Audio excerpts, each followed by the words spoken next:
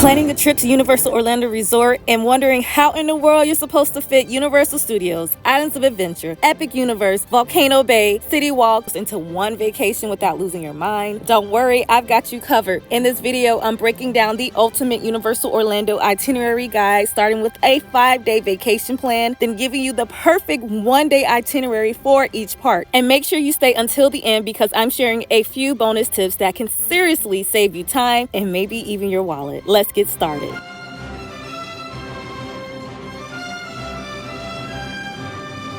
This is the perfect 5-day Universal Orlando itinerary for first-timers.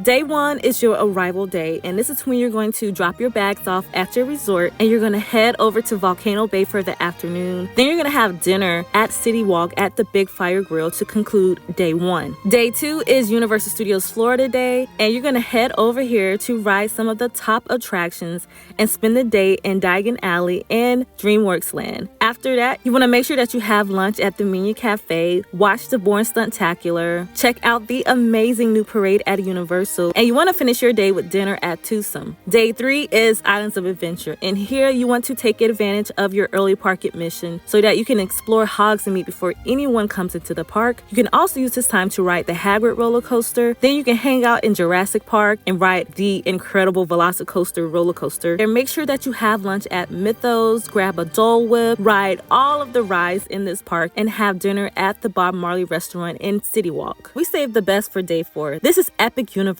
Day. You want to head over to the Ministry of the Magic, explore that area. Then you have to check out Dark Universe. You have to go over to Super Nintendo World and just feel like a kid again. Head over to the Isle of Berk and ride Hiccup's Wing Gliders. Once you are done with all of those lands, it is now time to have dinner at the Atlantic. Now, day 5 is relaxation day / checkout, and you can spend the first half of your day just chilling at your resort and requesting a later checkout. But if you're like me, I would just check out on day 6. That way day 5 is just spent exploring the resort, chilling at the pool, hanging out at CityWalk. That way I can be rested before I go home. Now I'm going to give you your personal 1-day itinerary for the major parks at Universal Orlando Resort. This is the perfect 1-day Universal Studios Orlando itinerary for first-timers. First, you want to arrive before the park opens. This is going to give you a lot of time to discover everything you need to do for that day. After that, you will want to go ahead and explore Minion Land, ride the new ride that they have there, and the classic one. You will also want to do a little bit of shopping, grab some delicious treats. After that, we're going to go ride with Jimmy Fallon. Once you're done with that, you're going to go over and join the cause on Transformers, and then we're going to head over to my favorite ride at Universal, and that is Revenge of the Mummy. I love the ride. I love the spooky vibes. You're going to go over to the Wizarding World of Harry Potter, Diagon Alley, and you're going to spend quite a bit of time over here. You're going to discover Nocturne Alley. Oh, it's so spooky there. And then you're going to have lunch at the Leaky Cauldron. Next up, you're going to go get on Men in Black. I love this ride because I'm very competitive and I'm always trying to get the highest score. Once we leave Men in Black, we're going to head over to Springfield and say hi to the Simpsons. Then we're going to catch a ride on the E.T. Adventure. It's a classic must-do ride. Have fun in DreamWorks Land. This is new at Universal Studios Florida. You can go ahead now and watch some shows. You can go shopping. This is even your time for you to do your favorite rides. And don't forget to check out that incredible parade while you're at Universal. Once you're done with all of that, it is now time for you to have dinner at Lombard Seafood. But if you're not into seafood, there are plenty of options for you to enjoy. This is the perfect 1-day Universal Islands of Adventure itinerary for first-timers. First, you're going to arrive early so that you can get everything done in one day. Up next, you're going to go through the port of entry. This is at the beginning of the park, and it is such a whimsical area. Now, at this moment, you're either going to head over to Hagrid if that's something very important to you, or you're going to go ahead and make that left and go conquer the Hulk. After the Hulk, you're going to go over on Dr. Doom. Yes, we are starting with some intense rides early this morning because we want you to wake up. You're going to go on a web-slinging adventure with Spider-Man. You're going to go over to Toon Lagoon. There are a lot of rides that'll get you super wet. You're going to head over to Skull Island so you can go find that mysterious King Kong. Head over to Jurassic Park to explore this area, encounter some raptors, and go on one of the best roller coasters in Florida, Velocicoaster. It is now time for lunch at the Three Broomsticks or Confisco Grill, one of my favorite spots in the park. It is at this time where you will spend a lot of time in the Wizarding World of Harry Potter Hogsmeade. I love this area. I can spend all day here. It is time to head over to Seuss Landing and ride all of the rides there. Now it's time for dinner. And of course, we're going to have dinner at the famous Mythos restaurant. This is the perfect one-day Epic Universe itinerary for first-timers. First, you want to arrive prior to the park opening. This will make sure that you have plenty of time to explore all of your must-do attractions, especially if some go down throughout the day. Once you arrive early, you want to go ahead and start in the Ministry of the Magic to ride the Battle at the Ministry. However, if the line here is over 2 hours, just go ahead and head to another land such as Dark Universe. While you're in Dark Universe, make sure you conquer Monster Unchained, and then you want to explore Curse of the Werewolf. Once you're done with Dark Universe, you want to head over to Super Nintendo World and ride Donkey Kong. Once you're done with that, explore the rest of Super Nintendo Mario World, all of the games to play. Head over to Celestial Park.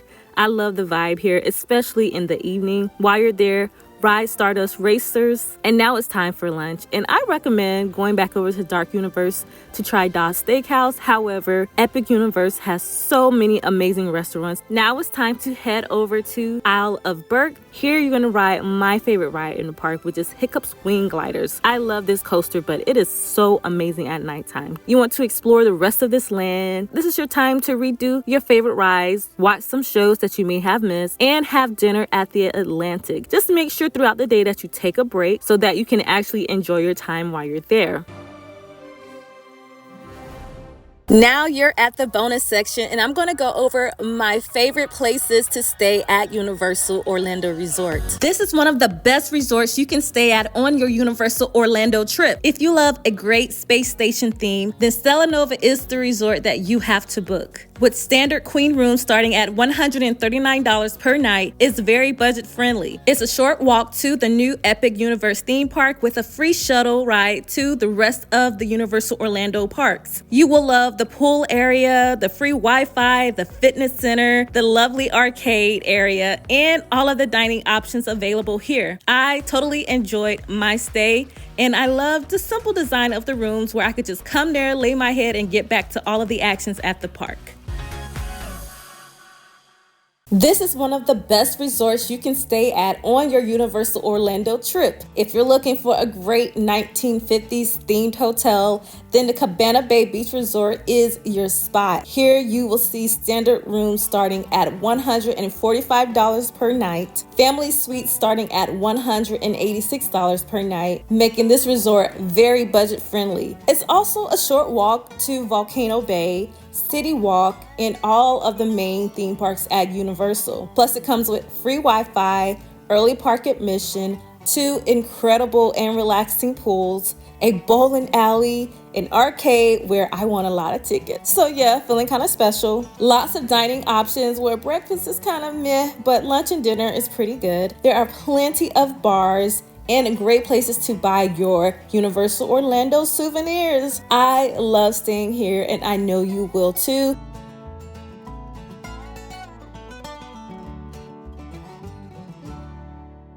Now it's time to go over the best places to eat at the major destinations at Universal Orlando. Ooh, this is my favorite part. Rating everything I ate at Universal CityWalk Part 1. Big Fire, starting off with the hot honey salmon. It is smoked and it has cauliflower puree, heirloom tomatoes. It has a delicious herb salad with some carrots. This one I give a 9 out of 10. Then we have the filet. It was juicy and you can taste the smokiness from the wood fire grill. I give this one a 9.5 out of 10. Up next is the wood charred Brussels sprouts. Oh my goodness, I love the smoky flavor on this one as well. It comes with peppers and arugula and an almond smear. This one is unique and I give it a 9 out of 10. Up next we have the wedge salad. This is my go-to. This one of course comes with a wedge iceberg lettuce, and it also is topped with avocado, some delicious tomatoes, red onions, eggs, bacon, and I substituted the blue cheese for ranch because I'm a ranch girl. I also requested to top this one with the New York strip. Oh my goodness, I love this one so much. 10 out of 10. Then we have the grilled chicken sandwich. sandwich that came with crispy jalapenos, a hot honey glaze, a honey pepper bacon with mango jalapeno vinaigrette, arugula. It just has so much flavors going on. So I gave this one an 8 out of 10. We have the Big Fire 75, which is their take on the classic French 75. I love this drink. It is a must try, and I give this one a 10 out of 10. Rating everything I ate at Universal CityWalk are heading over to the Bob Marley A Tribute to Freedom restaurant, and this is like a mini museum. Up first, we're going to talk about the taste of Jamaica. You get to have your own foodie tour of this island with the veggie and beef patties, the jerk wings, the yuca fries. I love being able to try a little bit of everything. I give this one a 9 out of 10. Now we have the Reggae Jamaican jerk chicken. It was a half marinated chicken and Jamaican spices, and of course that classic Scotch bonnet peppers. Grilled and chopped, served with rice and peas and sweet plantains. This is a great introduction into this type of cuisine, and for a theme park, it was pretty good. I give this one a 9.5 out of 10. And of course, I had to have a cocktail, so I got the Island Mai Tai. It came with some delicious rum, a little bit of simple syrup and lime juice. It was light but mighty. I give this one an 8.5 out of 10. Then I got another one because I'm grown, and I got the One Love. It was easy to drink, but it will sneak up on you, and I gave this one a 9 out of 10. Rating everything I ate at Universal Islands of Adventure, Part 1, Confisco Grill. And we're starting out with the ahi tuna nachos. It came with seared sesame ahi tuna, diced avocado edamame, napa cabbage, wonton chips, jalapenos, and this delicious drizzle of the soy and wasabi sauce. It is refreshing on a hot day. Incredible flavors. It's my go-to dish at Confisco Grill, so I give this one, of course, a 10 out of 10. Up next, we have the Santa Fe salad, and you know I'm always down for a good salad. It comes with romaine lettuce, tomatoes, cucumbers, red onions, crunchy tortilla strips, and the thing that I really love about this salad is that it has all of the main ingredients. Something savory, something sweet that you get from the corn, a crunch to it with the romaine lettuce, and it's just overall great for a hot Florida day. It is a top-tier salad with fresh ingredients, and I give this one an 8.5 out of 10. Up next, we have the birria beef burger. It comes topped with a slow-cooked birria beef, cheese, shaved cabbage, slaw on a toasted brioche bun with that classic dipping sauce. I love this in a combination. I give this one a 9 out of 10. Up next, we have the smoked brisket pho, and yes, I did say smoked brisket. This was a temporary item. You can just taste and smell the smokiness of the brisket with every bite, and I cannot wait to try it before it leaves the menu. I give this one a 10 out of 10. Rating everything I ate at Epic Universe, Part 1, Das Steakhouse. First up, we have the fish on a steak. It was blackened salmon that came with this charred green onion mashed potatoes. It was absolutely delicious. 9 out of 10. Up next, we have the blood orange chicken sandwich, and it was a flash fried chicken that had this delicious orange sauce all across it. It also had pickles with slaw, and it was on a spooky black bun. I give this one an 8 out of 10. Now we have the crimson glazed pork that came with roasted pork belly, this dipping sauce that they poured all over the pork for you. It also had charred green onion, mashed potatoes, roasted carrots, mushrooms, and squash, and I gave this one an 8.5 out of 10. Of course, I got my cider, and make sure you walk around the spooky restaurant. It's super cool. There you have it, the ultimate 5-day itinerary for your Universal Orlando vacation. Now, if you want this written down in your hand that you can take with you on the phone, be sure to grab that guide below in the pinned comment. Until next time, happy park hopping hipsters.